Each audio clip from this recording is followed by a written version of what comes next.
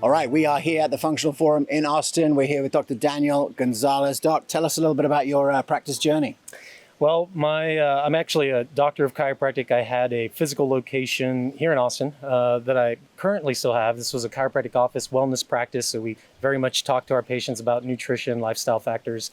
And then I started getting into functional medicine more, started delivering that through my practice. I talked to you earlier about how I first read your book, about functional medicine, and the message that you sent to me through there was that, really what resonated was the 7-minute visits that you would have with patients, and how, that just is a system that doesn't work very much, right? In functional medicine space. So it really, once I read your book, I started thinking about all the different possibilities of how I could be practicing, and it really ended up being the launching pad for what would eventually become my virtual practice, right, that I have right now, which has just grown tremendously.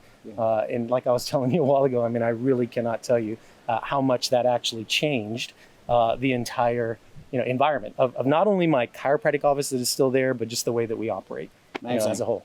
That's so cool. So you timed the virtual practice pre-COVID? Yeah. So, and this was not, obviously, how could any of us have known this was going to happen? But I started based on the concepts that I read and learned from you, and of course other practices. I started incorporating some of these things, going virtual, had everything set up, and then of course as soon as the pandemic hit, I was ready to go. And I even found a lot of colleagues reaching out to me, whereas before they were like, I don't think so. This doesn't make sense. Where afterwards they were, of course, struggling to try to incorporate changes in their business practice. It just really, of course, the pandemic, unfortunate for a lot of people, but at the same time, I think that there's some, the good news is that you have a lot of people that are getting more care that weren't getting it before. And so again, we can talk about all the negatives of the pandemic, but I see all the good things that are now happening. There's a lot of people out there that have been able to transform their lives because before they would never have thought about doing the things that they're doing. Absolutely. Do you have a special specialty in practice that you've become known for? Well, I started off with digestive issues, and of course, as you may know, the microbiome is such an important part of health, and so naturally patients would gravitate towards me with that. I was attracting a lot of patients with digestive issues, and had a lot of fun helping people to overcome that.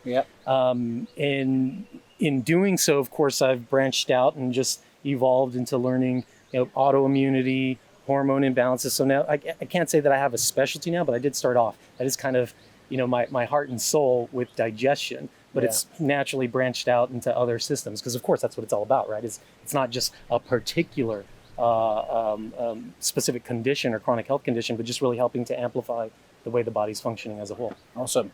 Would you have a clinical tip for the people at home who are watching, doctors who are maybe getting into functional medicine or practicing it for a little while? Clinical tip. Well, I would say don't succumb to analysis paralysis.